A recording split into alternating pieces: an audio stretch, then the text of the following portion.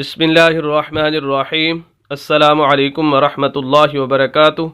Welcome my YouTube channel हाफिज़ शफ़ीक। मौजूद सामीन, उम्मीद करता हूँ कि सब खैरियत और आफ़ियत के साथ होंगे। अल्हम्दुलिल्लाह, सूरह अबस उसका पार्ट 12, जिसके अंदर इंशाअल्लाह आज हम आयत नंबर 19 से पढ़ने जा रहे हैं। चंद आयात इसके आप हज़रात के सामने पढ़ेंगे। हमारा मकसद सिर्फ चंद आयात पढ़ना ही नहीं होगा, बल्कि उन आयात से निकलने वाले तमाम उसूल ज़वाबित और तजवीदी कवानीन आप हज़रात के सामने रखने हैं, ताकि आप उन उसूल ज़वाबित और तजवीदी कवानीन को मद्देनज़र रखते हुए बकिया कुरान की सही तरीके से तिलावत कर सकें। और यही हमारा मकसद है। अगर आप 24 घंटे में से 8 से 10 मिनट निकाल कर चंद दिन के लिए हमारी वीडियोज़ को सुनना शुरू कर दें, तो इंशाअल्लाह अल्लाह के फजल करम से चंद दिनों के बाद आप कुरान को सही तजवीद के साथ पढ़ना सीख सकते हैं। खुसूसन वो लोग जो पहले से कुरान शरीफ पढ़े हुए हैं और मज़ीद अपनी इस्लाह चाहते हैं, तो उनके लिए ये वीडियोज़ बहुत मुफीद हैं।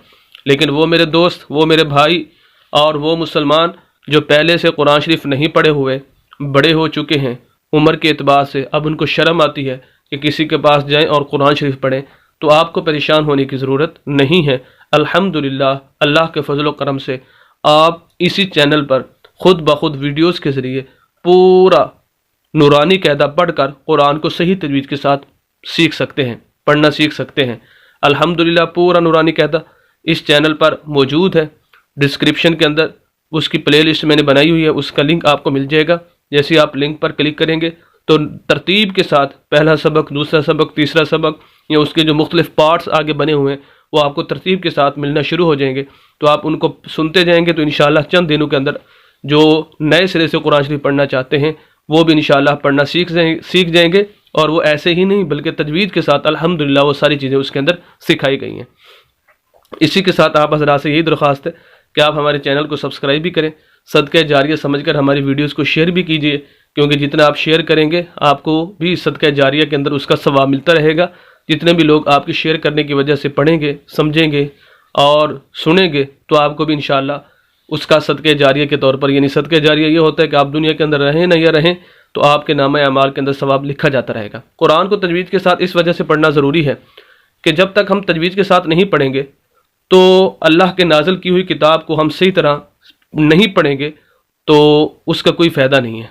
बजाय इसके कि बाज़ दफ़ा एक हरफ को, एक लफ्ज़ को हमने पढ़ा, उसके अंदर हमने अल्लाह की रहमत को मांगा, लेकिन हरूफ की गलती की वजह से, तलफ़्फ़ुज़ की गलती की वजह से बजाय रहमत के अज़ाब को मांग बैठते हैं। मिसाल के तौर पर कि किसी जगह हमने सीन पढ़ना था, हमने उसकी जगह सा पढ़ दिया, स्वाद पढ़ दिया।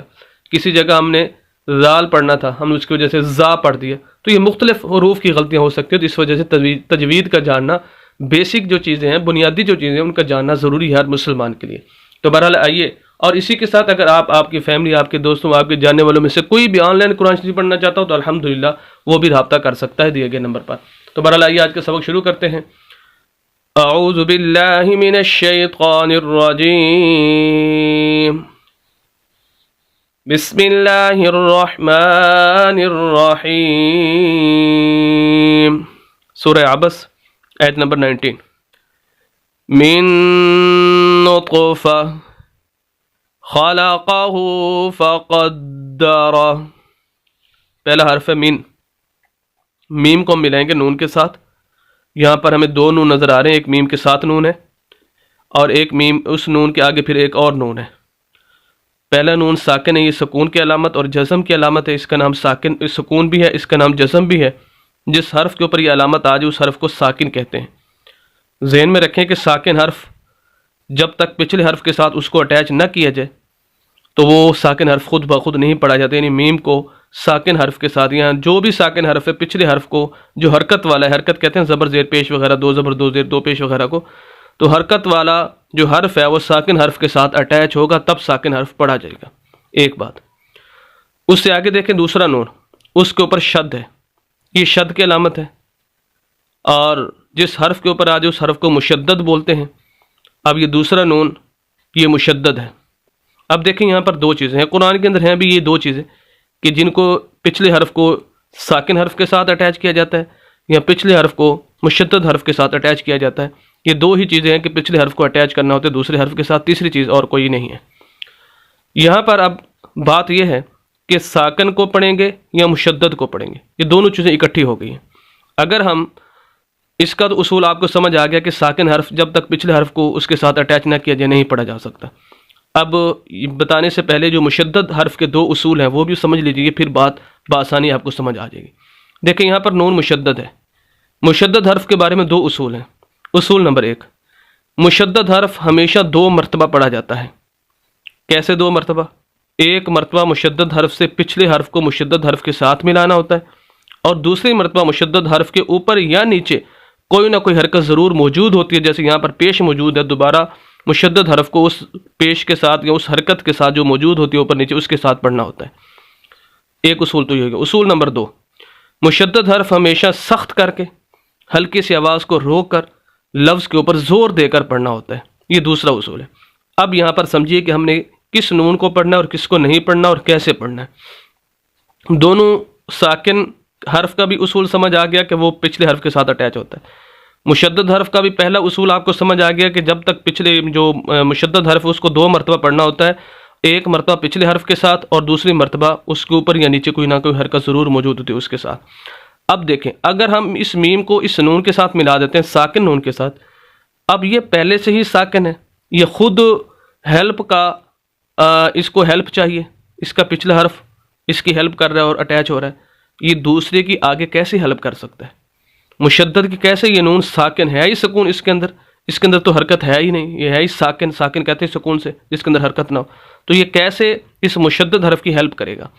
तो इस वजह से मुख्तसरन अब यूँ समझिए, जब 2 हर्फ, पहला हर्फ साकिन और दूसरा हर्फ मुशद्दद इकट्ठे आ जाएं, जैसे यहाँ पर देखें, पहला हर्फ साकिन, हर्फ चाहे जो भी हो, यहाँ दोनों नून है, ज़रूरी नहीं है कि हर जगह नून ही होंगे तो यही उसूल पाया जाएगा, नहीं, जो भी हर्फ हो अलिफ से लेकर या तक, जो भी हर्फ हो हरूफ तहजी में से, पहला हर्फ साकिन, उसूल ज़हन में रखें, पहला हर्फ साकिन, दूसरा मुशद्दद, साकिन हर्फ को छोड़कर मुशद्दद हर्फ को पढ़ा जाएगा।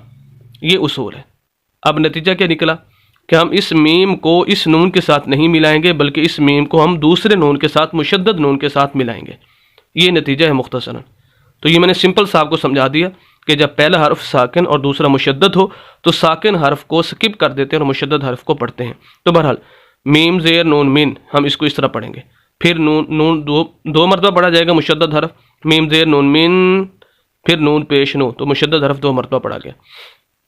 एक और बात यहाँ पर समझने की है कि नून मुशद्दद पर हमेशा गुन्ना होता है। नून मुशद्दद पर हमेशा गुन्ना होता है। गुन्ना कहते हैं कि उस हर्फ की आवाज़ को नाक के अंदर लेकर जाना, एक अलिफ के बराबर, इसको गुन्ना कहते हैं। तो यहाँ पर गुन्ना होगा। कैसे पढ़ेंगे? मिन, मिन, ये नून नहीं पढ़ना, इस मीम को नून के साथ, मिन, फिर आगे नून पेश को आगे त्वा के साथ मिलाना है, नुत्क़, नून पेश त्वा नुत्क़, क्योंकि त्वा साकिन है और साकिन हर्फ पीछे बता चुका हूँ खुद ब खुद नहीं पढ़ा जाता जब तक कि पिछले हर्फ को साकिन हर्फ के साथ अटैच ना किया जाए। यहाँ पर देखें, त्वा ये हमेशा मोटे हरूफ में से है और इसको मोटा करके पढ़ना है, चाहे ज़बर हो, ज़ेर हो, पेश हो, कुछ भी ना हो, हरकत हो, जज़म हो, मुशद्दद हो, जो कुछ भी हो, जिस हालत के अंदर भी हो, त्वा मोटा करके पढ़ा जाता है। दूसरी बात यहाँ पर यह समझनी है कि त्वा के ऊपर हमने कलकला करना है, क्योंकि हरूफ कलकला है, जो 5 हरूफ कलकला है उनमें से एक त्वा भी है। औफ, त्वा, जीम, दाल और बा। तो यहाँ त्वा जो है हरूफ कलकला में से। कलकला क्या होता है? जिनका मजमुआ जो 5 हरूफ है, इनका अगर मजमुआ आप आसानी याद रखने के लिए ज़हन में रखना चाहते हैं तो आप ज़हन में रख लें, ऊतुबु जद्दिन, ऊतुबु जद्दिन।